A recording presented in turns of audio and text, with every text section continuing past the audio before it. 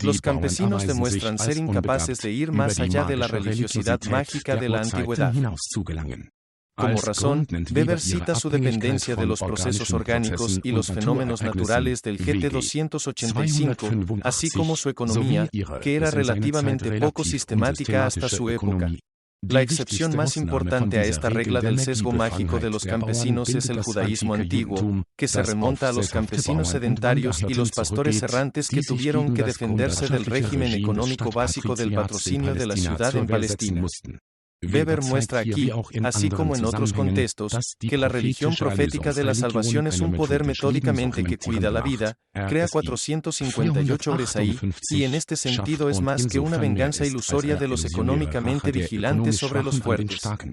La religión, incluso si es apoyada por grupos notoriamente pacíficos como las tribus desarmadas de múltiples razas del antiguo Israel, es un arma de guerra, especialmente las quejas y el grito de venganza de los salmistas contra estos ricos, como se les llama característicamente, gordos, que también correspondían en nombre por completo al Popolo Ucaso. La terminología medieval italiana, tienen un eco terrible. Y como de acuerdo con la tradición, una vez Abimelech y luego David, ahora Judas Maccabeos están acudiendo en masa a los oprimidos, y especialmente a los esclavos de la deuda, como sus seguidores, y están matando seguidores, y están matando conocidos. 37f. Por supuesto, los campesinos también se forman en el judaísmo y solo fueron escuchados temporalmente por los portadores de la religión de la redención, que está siendo elaborada cada vez más por la pequeña burguesía urbana en el periodo posterior al exilio babilónico. Weber menciona casualmente a comerciantes de ungüentos, trabajadores contratados, herreros y otros artesanos. La religiosidad de la comunidad cristiana primitiva, que comenzó a desarrollarse en el contexto de la obra misionera paulina, también fue apoyada por los plebeyos urbanos, por lo que Weber enfatiza en un estudio separado la peculiaridad específicamente occidental de lo urbano, el carácter comunitario y de asociación de la ciudad occidental, el debilitamiento de la diferenciación de clases, el simbolismo de la confraternización, la independencia económica y militar de las autoridades legítimas, etc. 43. La pequeña burguesía urbana y los intelectuales laicos, que pueden identificarse como portadores de una religiosidad racional con consecuencias metodológicas de vida, son disecados sociológicamente por Weber. Hasta que algunas contradicciones salen a la luz. Por lo tanto, surge el problema de que es precisamente en el estrato plebeyo de la pequeña burguesía donde los mayores opuestos existen uno al lado del otro. WG 293. La artesanía ha producido formas animistas y orgísticas de religiosidad en Oriente, mientras que en Occidente ha sido el pilar más importante de la religiosidad comunitaria cristiana y, al mismo tiempo, una importante base de reclutamiento para monjes y misioneros cristianos. Fue solo con la integración en el contexto de la ciudad occidental que se desarrolló una causalidad, aunque de ninguna manera inequívoca, pero sin embargo dirigida, desde el modo de vida económico de los artesanos y pequeños comerciantes hasta una religiosidad racional y ética. GT 294. Weber deriva esta peculiar asociación electoral no solo de la posición abstracta de clase de los creyentes, sino también de la orientación muy concreta de los procesos materiales de la vida. Se hace eco del interés que tiene por la psicofísica de los procesos de trabajo. El artesano, en particular, también tiene tiempo y oportunidad para reflexionar durante el trabajo, al menos en ciertos oficios que están particularmente confinados en el hogar en nuestro clima, como en los oficios textiles, que por lo tanto están particularmente intercalados con la religiosidad sectaria en todas partes. Incluso para el telar de máquina moderno, esto puede ser cierto hasta cierto punto, pero es completamente cierto para el telar del pasado. Por lo tanto, dondequiera que los profetas o reformadores rompan el apego a ideas puramente mágicas o puramente rituales, los artesanos y la pequeña burguesía tienden a una especie de visión de la vida, por supuesto, a menudo muy primitiva, ética y religioso, racionalista. WG 294. Así que los artesanos occidentales, junto con los comerciantes, formaron la base plebeya del cristianismo como una fuerza rectora moralista que ayudó a preparar la modernidad. Al mismo tiempo, el peculiar intelectualismo artesano burgués de 308 y la tradición artesanal de Vagar calificaron a los estratos de apoyo de la confesión cristiana para el proselitismo de las regiones no cristianas del norte de Europa. El proselitismo es la segunda forma que puede tomar la coerción externa de los individuos para creer. Ciertos estratos de apoyo del racionalismo religioso están ganando el monopolio de los caminos de salvación y la interpretación del mundo y están utilizando medios psicotécnicos para obligar a otros grupos a adoptar esta interpretación y la hipótesis correspondiente de las reglas de la vida. Esta hipótesis también es utilizada por Weber, pero con las limitaciones resultantes de la hipótesis 1, los límites sociales de la misionabilidad. De hecho, señala que las tendencias éticas y organizadoras de la vida de varios sistemas religiosos son puestas en movimiento por partes sacerdotales interesadas de un culto, el GT 261. Weber analiza el proselitismo religioso como un fenómeno cuasi beligerante análogo a la legitimación en la regla de la sociología. Esto significa que los sacerdotes, así como otros personajes sociales religiosos, deben entenderse como partes de un campo de fuerza. Están integrados en un campo de fuerza que resulta de las relaciones mutuas de sacerdotes, profetas y no sacerdotes GT 275, con no sacerdotes y no sacerdotes ambos. Se afirma explícitamente que los Munchen actuaron en todas partes como una compañía de élite de virtuosos religiosos. En consecuencia, experimentan su organización más consistente en territorio enemigo, en el área de la misión, ya sea una misión interna o, y en particular, una misión externa de 697. La presentación anterior sugiere una relación electiva entre las demostraciones de los primeros asentamientos urbanos en Occidente y la religiosidad racional y antimágica de judíos y cristianos. Pero la relación entre racionalidad y democracia es mucho más complicada. Ya Yahvé, según Weber, un dios plebeyo típico, tenía que imponerse al pueblo. Y a menudo, como señala Weber, contra la resistencia. 238. De hecho, solo una minoría de plebeyos llevó a cabo el proceso de racionalización intelectual y práctica, mientras que el resto de un Bild se basó en la feliz intervención de santos y buenos espíritus.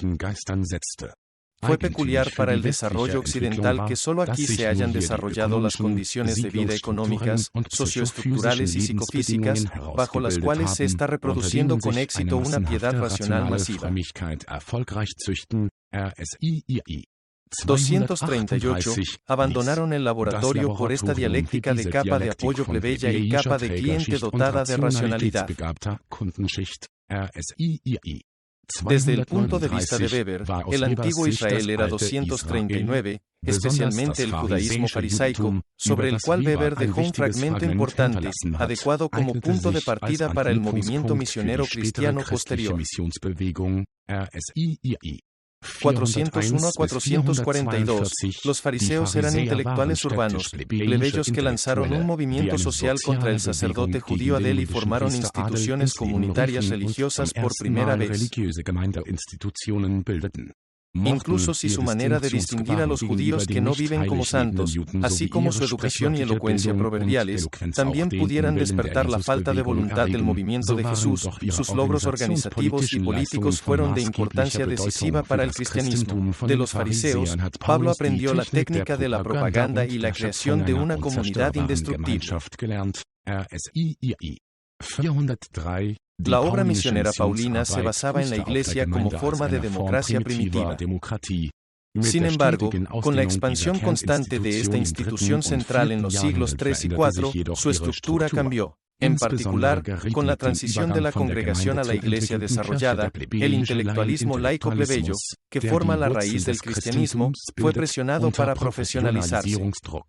Más y más de los estratos portadores activos se transformaron en un estrato de clientes de ofertas de salvación sacramentales de la Iglesia. La religiosidad del cristianismo medieval depositaba absolutamente la mayor confianza en Dios y resistía cualquier control de las fuerzas intelectualistas. Por supuesto, el intelectualismo laico cristiano todavía llevaba una especie de existencia subterránea, hasta que finalmente estalló de nuevo en la Reforma. En resumen, el cristianismo occidental, en comparación con otras religiones culturales, tenía problemas mucho mayores para mantener estable la barrera señorial entre sacerdotes y laicos. Por lo tanto, el proselitismo de los paganos pronto fue reemplazado por problemas de gobernabilidad que surgieron del repetido brote de Esén. Siguiendo los trabajos del historiador de la Iglesia Ernst Trich, Weber finalmente desarrolla su idea del doble carácter sociológico del Evangelio.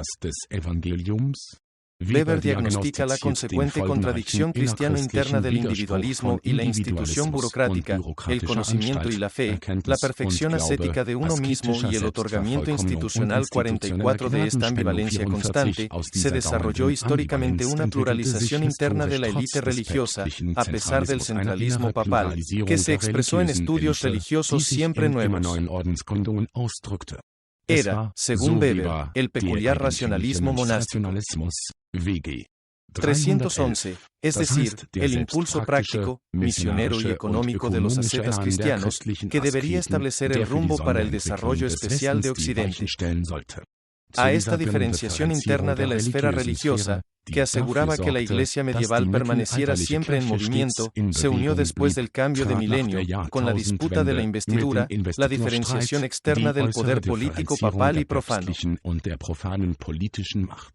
Hasta entonces, no había contradicción entre política y religión, sino que la Iglesia, la totalidad de los pueblos cristianos, estaba gobernada por gobernantes seculares y espirituales al mismo tiempo. De esto se deduce que la sociología weberiana de las religiones en muchos aspectos ya directamente una sociología de la dominación como tal, las socializaciones y comunidades religiosas pertenecen al tipo de asociaciones de dominación cuando están completamente desarrolladas. 267, pero no solo en términos de objeto, sino también a nivel de construcción teórica, llama la atención la transferencia de conceptos que media entre la sociología de la religión y la sociología de la dominación. Las explicaciones anteriores han dejado en claro que la sociología de la dominación de Weber, así descrita por Johannes Winckelmann, que se incluye en la segunda parte de Economía y Sociedad, de ninguna manera es un área completamente independiente de la sociología de la religión. Ya la sociología de la religión tiene que ver con la dominación, y los hechos de la sociología de la dominación entran en el desarrollo de la religión para ser explicados como variables. Por lo tanto, no es de extrañar que Weber escribiera por primera vez un esquema de su tipología de formas de gobierno para la introducción a la ética económica de las religiones del mundo. Así, por un lado, 268 y 45 formas políticas de gobierno tienen el estatus de condiciones marco explicativas para los procesos religiosos. Sin embargo, a la inversa, Weber también enfatiza la necesidad de explicar las estructuras políticas y subraya la fuerte participación de la religión cristiana en el surgimiento del Estado occidental. Por supuesto, se ha dudado con razón de que Weber hubiera estado a la altura de su pretensión de desarrollar una teoría sociológica completa del Estado a los 46 años. Aunque Weber se ocupa del desarrollo de las formas de gobierno, siempre sigue siendo un sociólogo de la religión en cierto sentido. Aunque, como han demostrado Schluter y ten Broek, su teoría de la ley y el gobierno es complementaria a la sociología de la religión, es complementaria en un sentido que se puede especificar con Stefan Prewer de esta manera: la sociología del gobierno, como la Cenicienta en el cuento de hadas, solo se piensa en una función que sirve para dejar que los hijos favoritos brillen en un esplendor más brillante. Desde la ética protestante hasta el prefacio de los escritos religiosos sociológicos, Weber tenía un solo tema: el espíritu del capitalismo o la cultura racional de Occidente, 47, y descuidó una explicación de las formas de dominación desde las condiciones socioeconómicas, aunque ocasionalmente ha llamado fructífero tal enfoque materialista. CF alrededor de 166 libras esterlinas.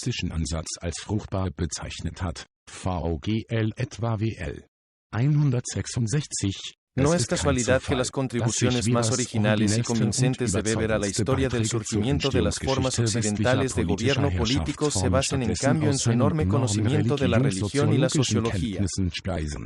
Por ejemplo, subraya el papel a menudo bastante significativo que la comunidad eclesiástica desempeñó en el establecimiento administrativo de las ciudades medievales de WG 746.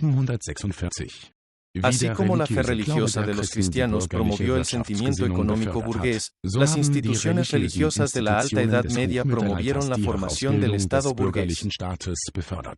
El primer estado burocrático de la modernidad se formó después del cambio de milenio por la curia papal para regular los numerosos conflictos entre los monasterios e iglesias cristianas ampliamente divergentes. 48. Como en ninguna otra parte, la regla sacerdotal en Occidente se organizó como una iglesia, es decir, como una regla más administración. Pero la Iglesia Católica no solo ha asumido un papel histórico de explorador del Estado burgués, por ejemplo, allanando el camino para la racionalización del derecho secular por el derecho canónico. 481. Estructuralmente, el papado es el prototipo de la burocracia que, según Weber, forma el modo funcional de cualquier dominación política moderna. Por lo tanto, la definición de Iglesia de Weber nos da acceso a aspectos del concepto de Estado burocrático. La Iglesia, y en el medio el Estado, se caracteriza por las siguientes características. Primero, por la diferenciación de un sacerdocio profesional con un salario fijo, deberes oficiales y patrones de carrera.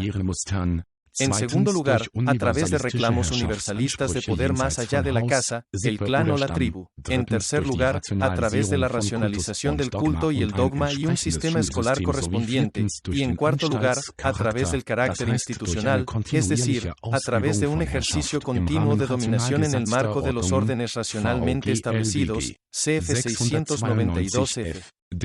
El Estado moderno tomará forma más tarde a través de la adición de al menos dos elementos más, a saber, el apego a un territorio delimitado y el fundamento de la dominación por las ciencias empíricas. La sociología de la religión de Weber, como hemos visto, trabaja con la tríada de profetas, sacerdotes y no sacerdotes. La tríada correspondiente en la sociología de la dominación es Führer, personal administrativo, dirigido, por lo que en el Estado moderno, por analogía con la Iglesia, la solidaridad de intereses del personal administrativo con el Señor es decisiva. El GT 154. Weber modifica así el esquema dualista de soberanos y ciudadanos, élites y medidas, que a menudo ha orientado la teoría política moderna, en primer lugar, al vincular el gobierno a la administración y, por lo tanto, a una clase media política correspondiente de funcionarios y empleados públicos. Y en segundo lugar, porque la relación de legitimidad entre los ciudadanos y el Estado se superpone a la relación de normalidad políticamente decisiva entre los funcionarios y los empleadores. Tanto la disposición de los términos sociológicos de dominación como esta autorreferencia en algunos aspectos a plantillas sociológicas religiosas. Sobre todo, la diferencia entre la vida cotidiana y, además de la vida cotidiana, las tradiciones y el carisma, que es fundamental para la teoría política de Weber, tiene un trasfondo religioso sociológico. Lo mismo se aplica a la creencia en la legitimidad que define cada regla política.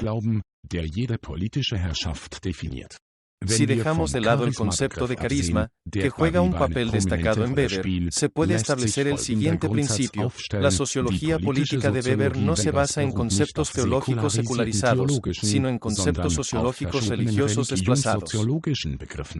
A diferencia de Carl Schmitt, a quien a menudo se consideraba un descendiente más o menos legítimo de Max Weber, este último está lejos de escribir una teología política. Desde el punto de vista de Weber, la secularización de los conceptos teológicos sería una forma de racionalización teórica completamente inadecuada. Significativamente, Weber argumenta en contra de Robert Michels, quien puede ser considerado mucho más como un antepasado, o más bien un primo, de Schmitt, que los conceptos centrales semirreligiosos de la teoría clásica de la democracia, como el pueblo o la soberanía popular, están desactualizados. 49. La peculiaridad del método sociológico de dominación en comparación con el político teológico se puede ver claramente en la forma de usar el concepto de Weber de la legitimidad de la dominación política. Para Schmitt, el Estado encarna el estado existencial de un pueblo, en resumen, una normalidad que no se puede discutir. En este sentido, es una legitimación desde el exterior, es decir, desde el lado de los ciudadanos, como exige la filosofía política liberal, ni necesitada ni capaz. Para Schmitt, la legitimidad es un departamento superior de seguridad en sí mismo de las élites políticas controlado por el Estado, comparable a la gracia institucional del catolicismo romano descrita por Weber. Aunque Weber también habla de la consagración especial de las asociaciones de poder político modernas, su legitimidad no se basa en esta consagración en sí, sino en la fe específica que 516 de los ciudadanos tienen en ellas. En contraste con las doctrinas objetivistas del Estado, la sociología de la dominación apunta así a un anclaje subjetivo de las estructuras políticas de dominación. Así, por ejemplo, el Estado aparece a Weber, por un lado, como un aparato más o menos rígido, pero, por otro lado, simplemente como un complejo de relaciones humanas. 162. La dominación se atribuye a la legitimidad, y la legitimidad a la creencia en la legitimidad.